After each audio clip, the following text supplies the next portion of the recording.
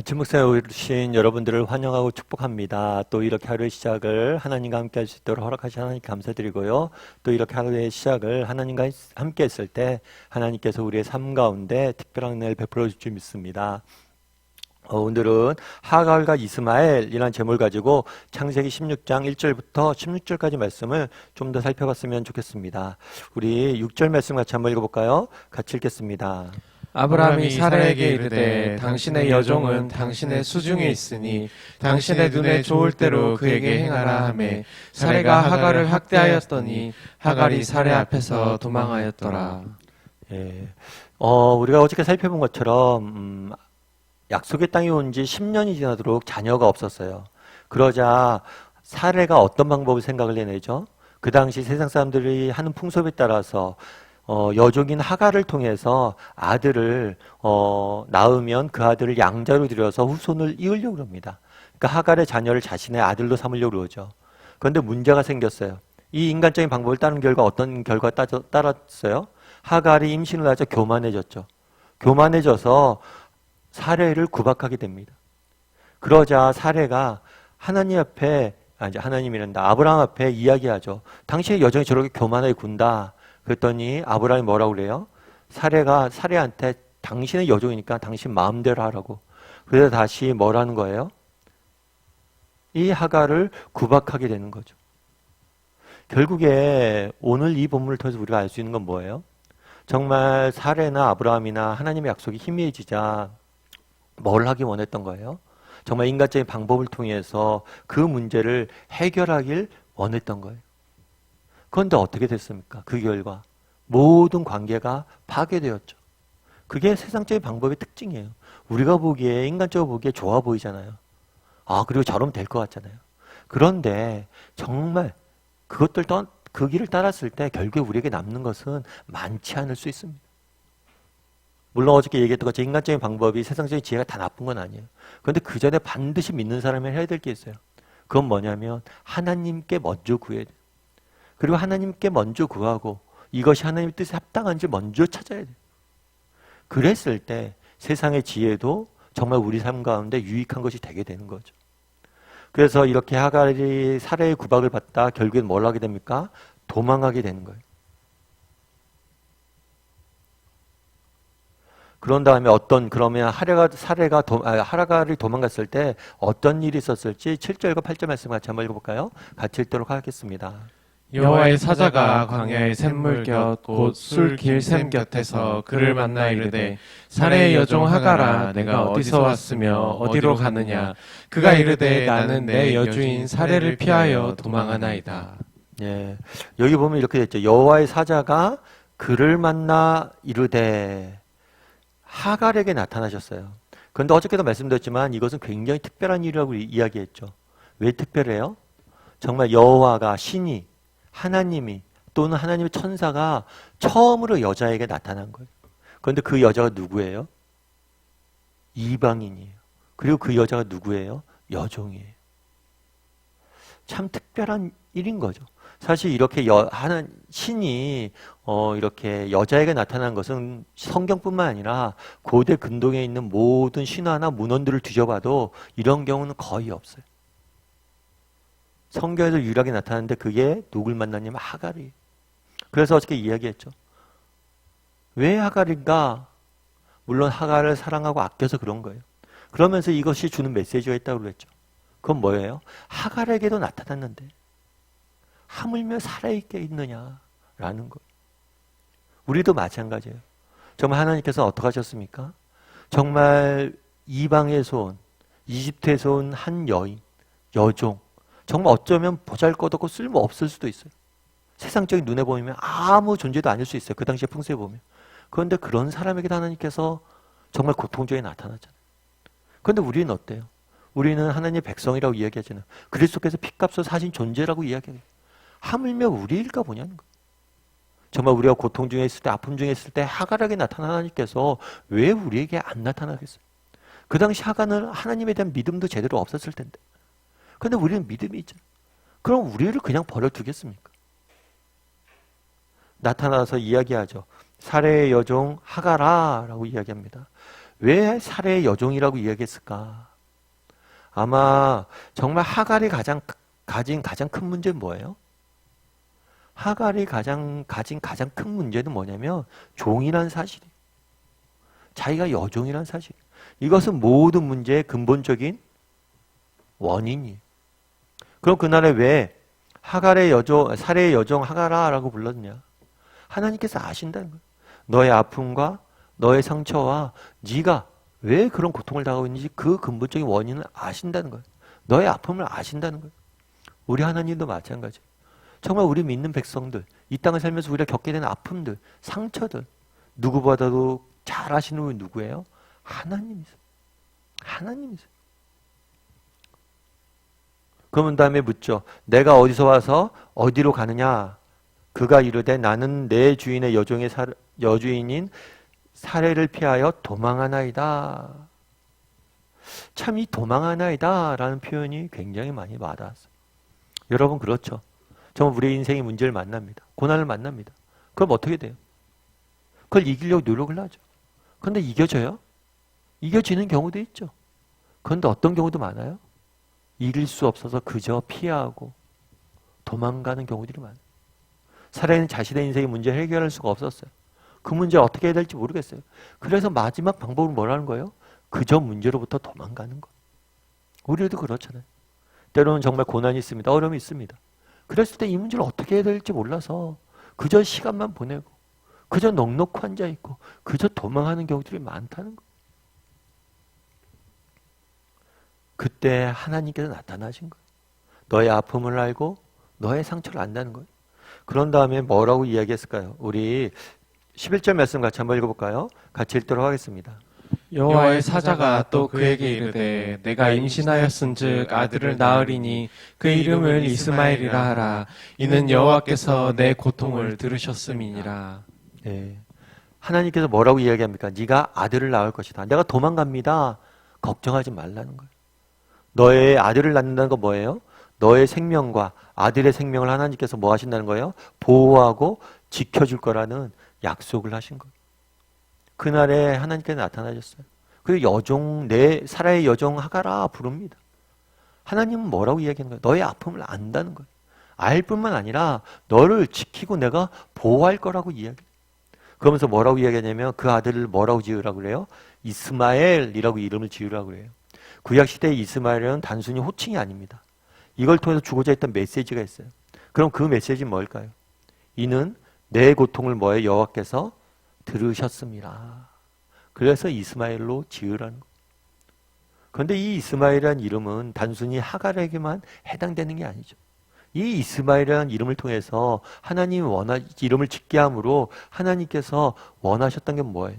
이 땅에 선포하길 원하셨어요. 뭘 선포하길 원하셨어요? 하나님께서 내 고통을 들으신다.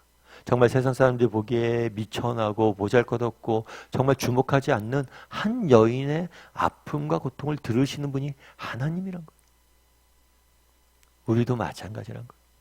정말 하나님께서 우리의 고통을 아시고 우리의 고통을 들으시는 분이 그 사실을 신뢰하기 원합니다. 그리고 때가 되면 뭐예요?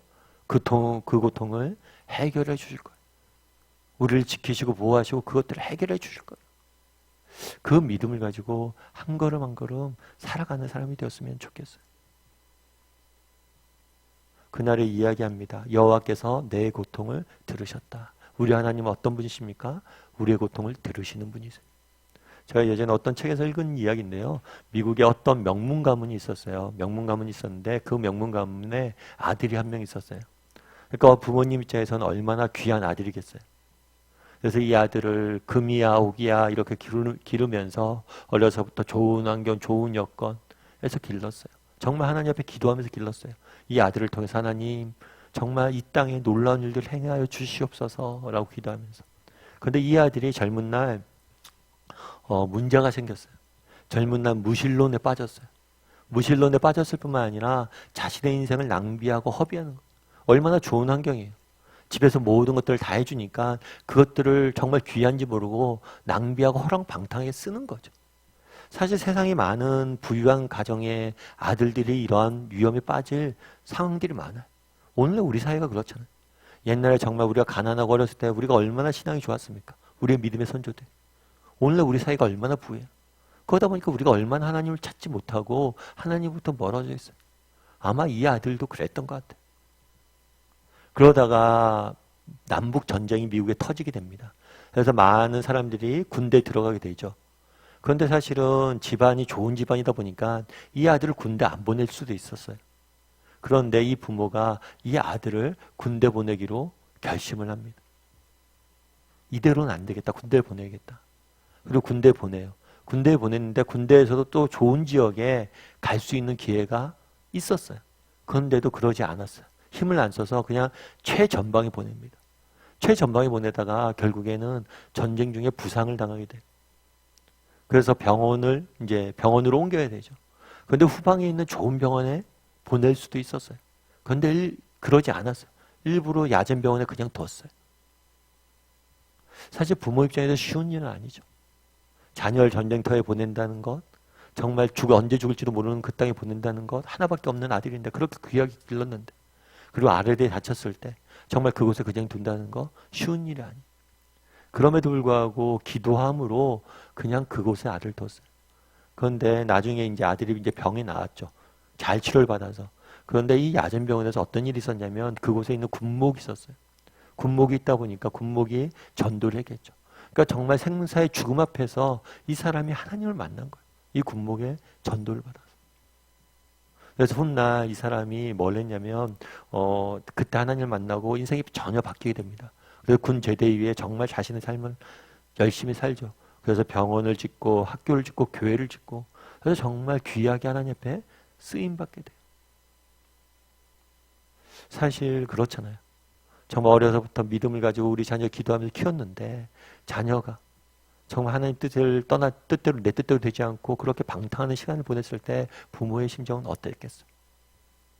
그리고 정말 전쟁터에 나가는 자녀를 바라보는 부모의 심정은 어떻겠어요? 그럼에도 불구하고 믿음을 잃지 않고 기도하니까 하나님께서 그 전쟁터에서도 일하시잖아요. 이거는 오늘 우리가 읽은 이야기는 하갈의 이야기가 아니에요. 하갈만의 이야기도 아니고 정말 기도 잘하는 어떤 사람들의 집사님들만의 이야기들도 아니에요. 바로 뭐예요? 우리의 이야기. 오늘 이야기하는 거예요. 야, 내가 이 여인의 고통도 들으시는데 하물며 너일까 보냐. 정말 오늘 하루 우리가 이 땅을 살아가야 되는데요. 오늘 하루는 정말 하나님께서 내 고통을 아시고 내 고통을 들으신다. 이 사실을 기억했으면 좋겠습니다. 그리고 그 하나님께 우리 인생을 맡기고 정말 기도함으로 오늘 하루 또 시작했으면 좋겠습니다. 우리 함께 기도했으면 좋겠어요. 기도하실 때 뭐라고 기도했으면 좋겠냐면 오늘 말씀 기억하면서 기도했으면 좋겠습니다. 그날에 정말 하갈에게서 나타나서 뭐라고 이야기합니까? 내 고통을 들으신다. 누가 하갈의 고통에 관심이 있었어요? 누가 그 하갈의 고통에 관심이 있었어요? 그런데 하나님은 이야기해요. 내가 너의 고통에 관심이 있고 너의 고통을 듣고 너를 지킬 거다. 우리 하나님께서 오늘 동일하게 이야기합니다. 누가 우리 상처에 관심이 있어요? 누가 우리 상처에 정말 신경을 써요? 세상 사람들 신경 쓰지 않습니다. 하지만 우리 하나님은 몰래요. 우리 작은 상처에도 관심이 있어요. 그 하나님 앞에 나가서 정말 하나님, 정말 우리 상처를 들으시는 그 하나님, 정말 내 마음의 아픔과 상처를 아시오니 그것들 만져주시고 고쳐주시고 지켜달라고 정말 우리의 고통을 들으신 하나님을 신뢰하고 그분에게 우리의 인생을 맡기는 줄 아는 사람이 되게 달라고 기도했으면 좋겠습니다. 또한 기도하실 때 오늘 하루 하나님께서 정말 우리의 고통과 아픔을 아시는 하나님께서 온종일 지켜주시고 정말 세상이 우는 사자같이 우리를 삼키려고 하는데 그런 세상으로부터 아픔으로부터 상처로부터 우리를 지켜달라고 이 시간 한 목소리로 같이 기도하도록 하겠습니다. 같이 기도하시겠습니다.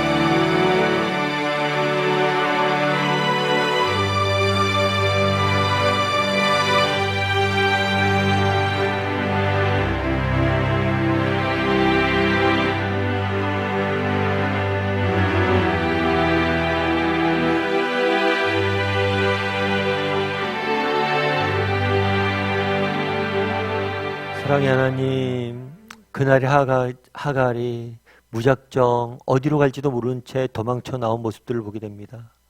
정말 우리도 이 땅을 살다 보니 인생의 문제 앞에서, 아픔 앞에서, 상처 앞에서 어떻게 해야 될지 몰라서 무작정 도망치고 무작정 피해서 걸어가는 경우들을 경험하게 될 때가 있습니다. 그럴 때라도 하갈에게 내 고통을 내가 들으셨다. 정말 세상 사람들 아무도 관심이 없었지만 그 한 여인의 아픔을 들으셨다라고 이야기합니다.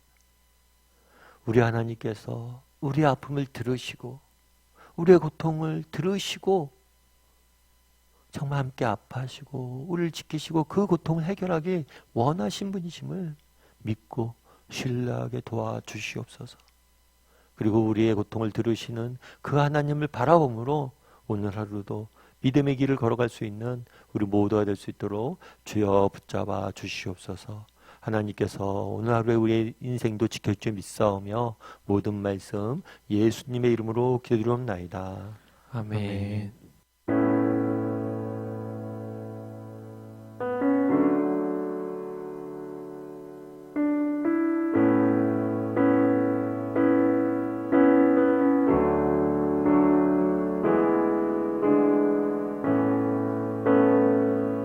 주님은 내 옷,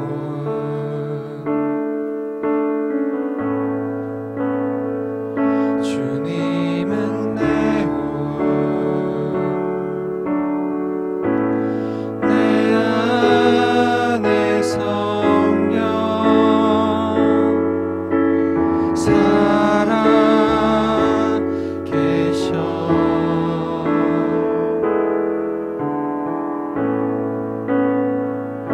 말씀